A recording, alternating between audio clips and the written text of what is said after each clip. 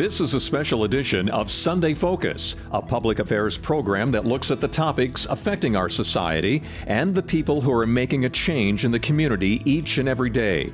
This special edition is presented by Information 1000 KSOO and Results Radio. This week, follow along as we educate and inform you on sex and labor trafficking. Now your host, Jeff Harkness. Welcome back to our 5-part series on human trafficking in South Dakota. We continue our discussion of labor trafficking with Assistant U.S. Attorney Kevin Koliner and local immigration attorney Ianeeza Islam. Okay, so in part 1, we dealt with sex trafficking. Let's move on to the labor trafficking part of it. And Kevin, how prevalent is the labor aspect of trafficking? Well, you know, it's always tough to determine numbers in these cases, both sex trafficking and labor trafficking, because so much of this is hidden.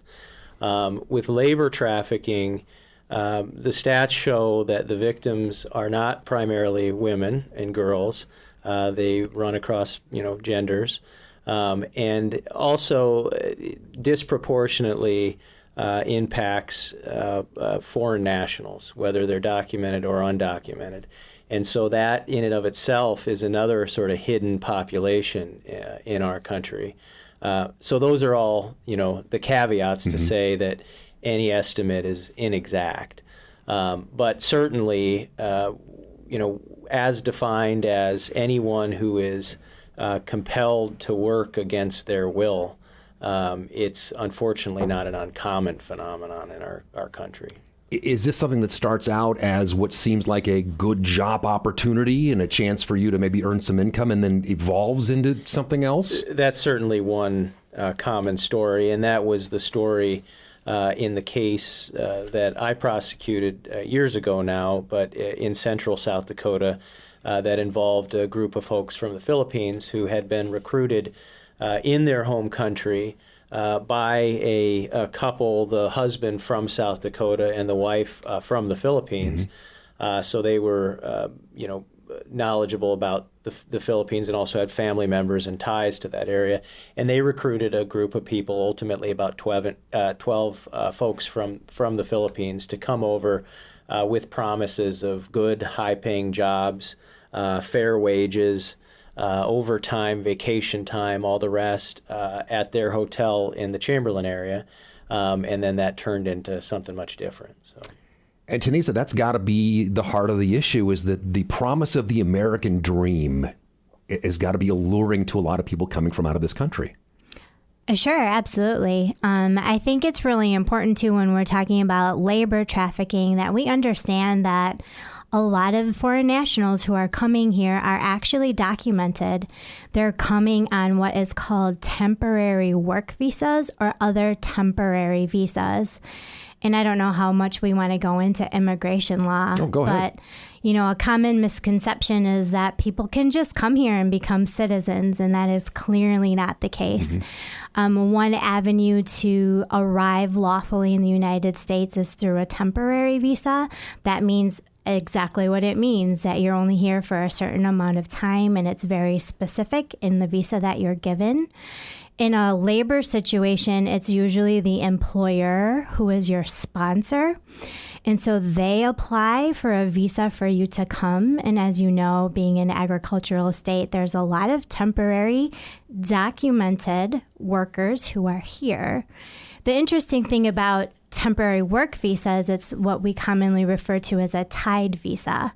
So one of the problems or the issues of where coercion and fraud come in is that these tied visas are tied specifically to the one employer who sponsored you. So if there is any type of abusive situation or poor working condition, or you're not getting your medical benefits or what have you, the run of the gamut of issues, if you complain to your boss and they start using those tactics that are used in other trafficking scenarios, and then the threat is most commonly deportation. And so if you abscond your job or just leave, you can be deported because your visa is only tied to the one employer. If you get deported, then there's even a less likelihood that you would be rehired by a different American company because they would see that on your record. So it's just kind of this ongoing cycle and slippery slope when we talk about documented workers, and I think that's a misconception too in our community, that a lot of our employees who are coming in ethnically, many of our temporary agricultural workers are from Mexico. Okay. So they return back to Mexico when the season is done, the employer reapplies, they come back, and I know several situations where I've encountered families who have kind of what we call a mixed status family, where one of the members of the family is a temporary worker. And so then you throw in language issues, you throw in customs issues where maybe people have never been to the United States before. And as far as they're concerned, this is the way it happens in this country. What part do those two things play? Absolutely. I mean, I think it's all of it, right? Language is a huge issue. When it comes to agricultural and construction, when we look at South Dakota and our big industries that are hiring temporary documented workers, there's a lot of isolation involved, right? Like our ag fields are all across the state where you might not see anybody for miles. There's this assumption that we all know what our rights are. Right? Like even as an employee myself, when I went through some personal discriminatory issues in different jobs, I didn't know what my rights were. And I was born and raised here and I'm an attorney, right? So to assume that temporary workers who may not have a high level of education, when we're talking about ag workers, which looks very different from our science and research field, even then, we don't know what our rights are. It's not like you get a pamphlet with your visa that tells you, well, if X, Y, Z happens, this is who you can call, and no one knows what those resources are either. So, Kevin, where does it cross the line? I mean, we all have aspects of our job that we don't like. We all have bosses sometimes that are a little unreasonable and ask us to do things that we consider to be maybe beyond our scope.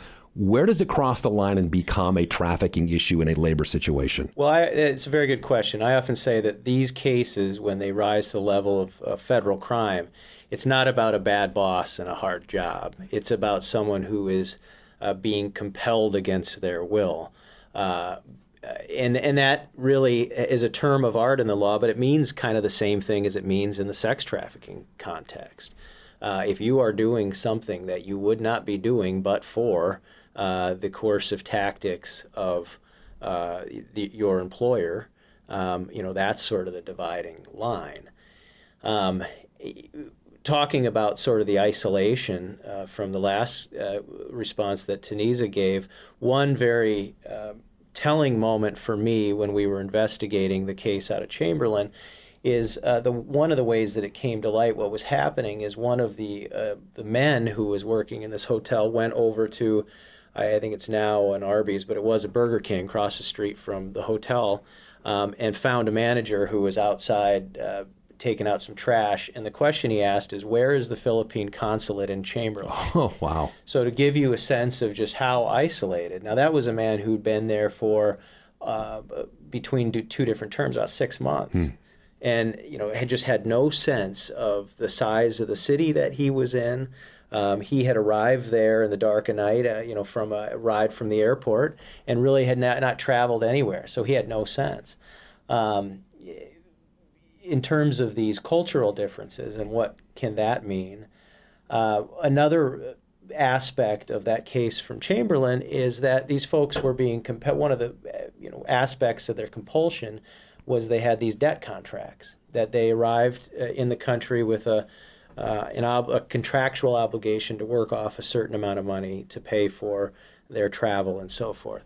Well, no matter how hard they worked, those the numbers kept going up, and it was because every little thing that the owners did, they would add. Someone would have a birthday, they'd have a birthday party at the hotel, and then all the workers would get charged for the piece of cake they ate, and that would get added on to the contract, such that the number would never go down. Well, why is a contract so important? As Americans, we look at contractual obligations to pay money culturally in a different way than other countries do.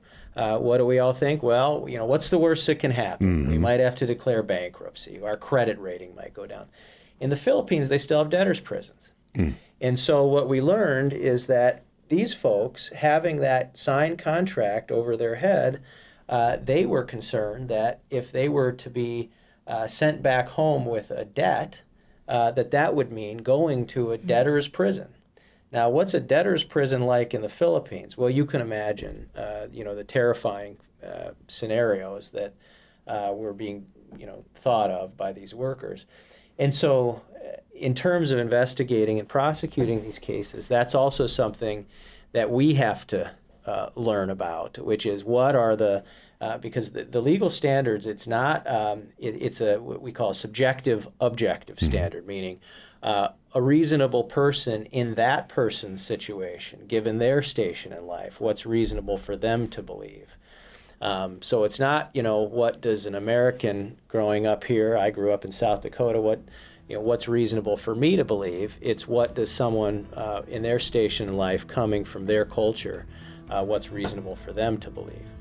And so that is, one lesson that I've learned in these cases is you have to learn about, the things that a person brings into their own scenario when you're judging what coerces them. We'll have more of our special series on human trafficking in South Dakota in moments. Please stay with us. Hi, I'm Dr. Shelley Flace with today's tip for kids from the American Academy of Pediatrics. How often does your child say, "I'm thirsty"? For kids, what they drink can be almost as important as what they eat in terms of a healthy diet.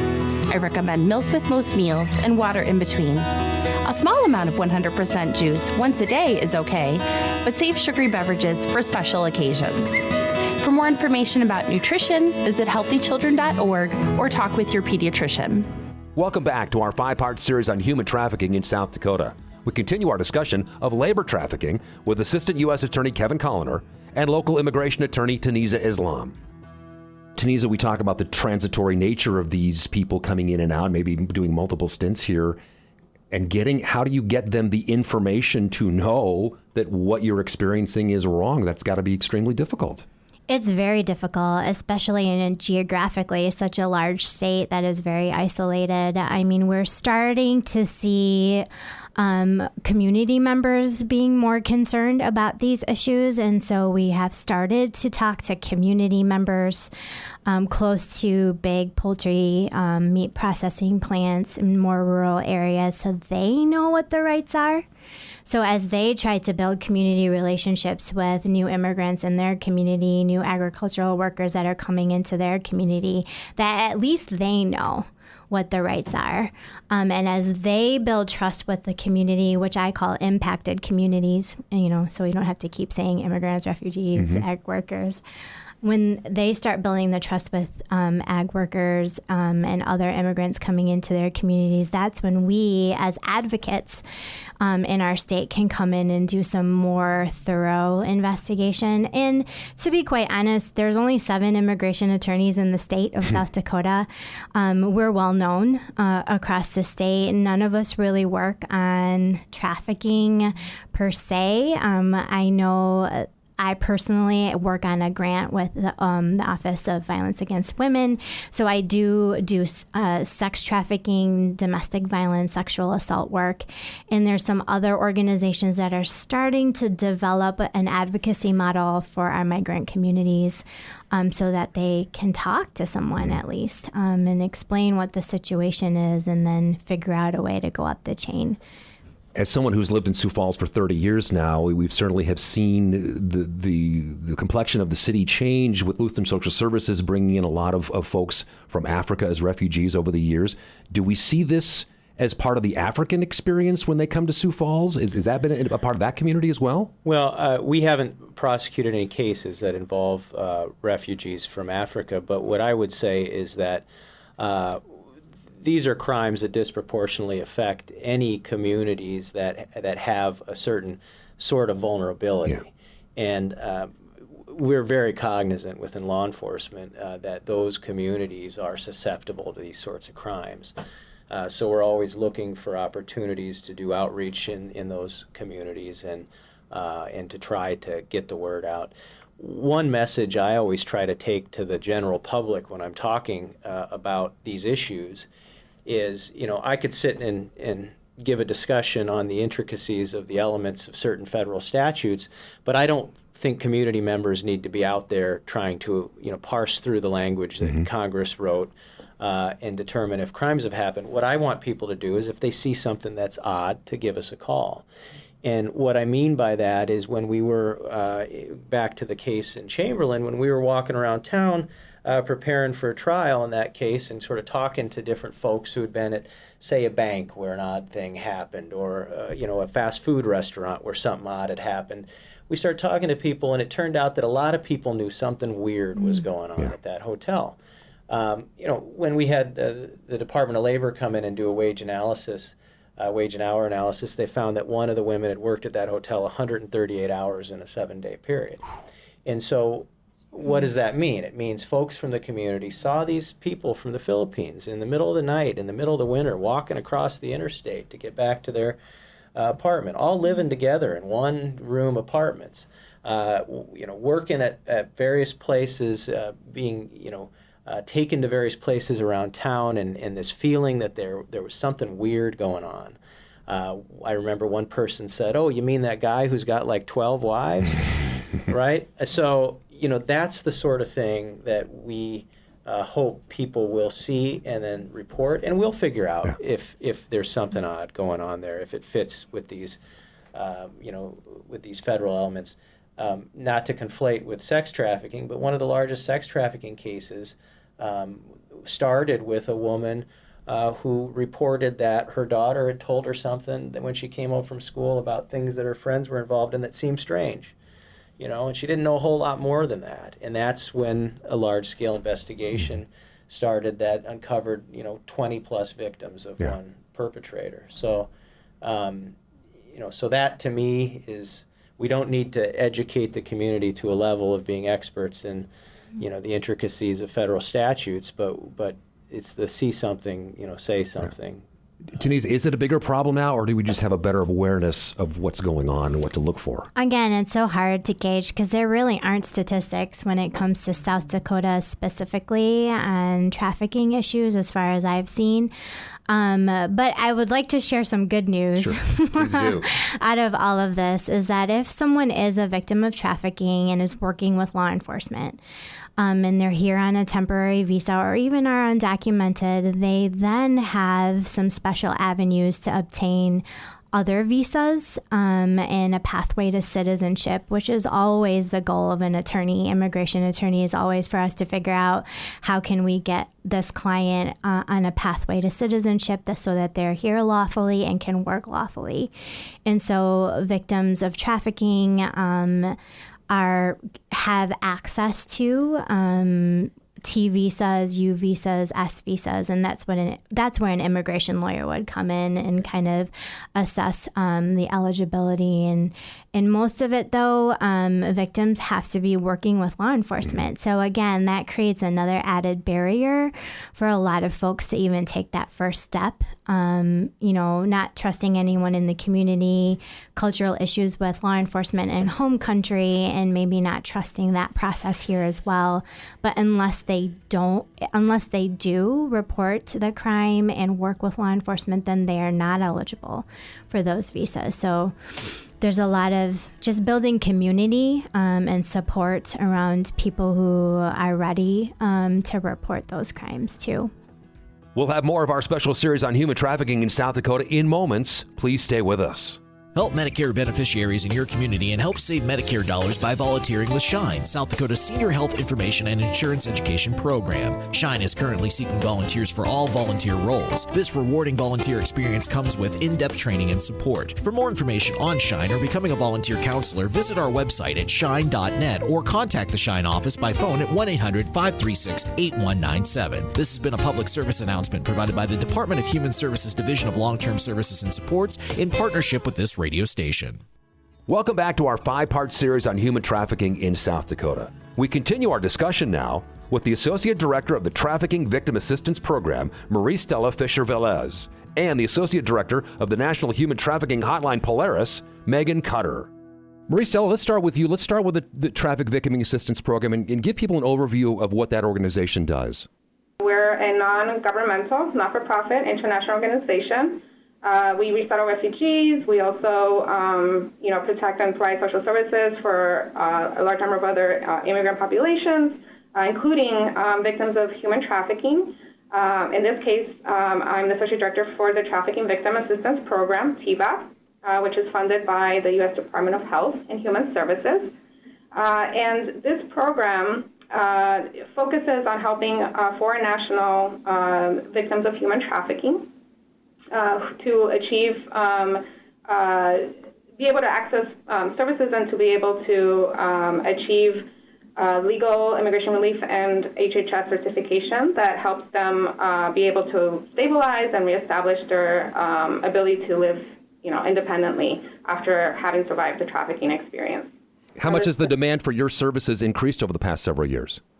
Yeah, there's been a range of factors. I mean, there's definitely been, I think, increased awareness in the community and identification over the years. And so we certainly in the last program grant cycle that we were in, we served well beyond our initial projection. So there's definitely been increase over the years. The services, can include a range from emergency assistance, basic needs, legal services, housing, comprehensive case management services, essentially, health, safety planning, and being able to access other resources as they're seeking to stabilize. And Megan, let's talk about the trafficking hotline because you guys are on the front lines and you're getting the contacts from people, and the numbers are staggering. 229,000 contacts since 2007, over 50,000 human trafficking cases reported during that time as well. And so I would imagine that you guys are quite busy at the National Trafficking Hotline. Yeah, unfortunately, you are correct. We are quite busy. We hope to someday work ourselves out of a job. I think everyone in the trafficking field does, but unfortunately, we're not there yet. But the National Human Trafficking Hotline is operated by Polaris, which is a nonprofit based in Washington, D.C. We are funded by the Department of Health and Human Services, just like the TVAP program is. But the hotline is a 24-hour, 7-day-a-week resource for anyone who is either in a potential trafficking situation or knows someone who might be, and also the community to reach out on behalf of individuals they're concerned about. So we can help anyone who is being forced to have sex for money or something of value, or anyone who's in a work situation that they're unable to leave because of some type of force, fraud, or coercion. And Megan, we mentioned the numbers are staggering. Do you have some of the South Dakota numbers that we can talk to people about in terms of where we are as a state? Yeah, absolutely. And before I do that, I do want to give sort of a caveat about the numbers because they just reflect the calls that we're receiving, the text messages that we're receiving. We know that human trafficking is a crime, and so people, it's likely underreported, but also that not everyone has the ability to call us or feels safe calling us. And so it's just a snapshot of what we believe might really be happening. But since the hotline began its operation in 2007, we've received 94 cases that are happening in South Dakota. 22 of those were reported to us in the calendar year 2018. And we think that kind of increase year over year is not necessarily that there's more trafficking happening, but that more people are aware of the crime, they might understand what to look for, and they might also be more aware of the National Hotline as a resource. So we're hearing more from folks on the ground. And then technology is so important because you not only do you have the 888 number, but you also have the website as well, humantraffickinghotline.org.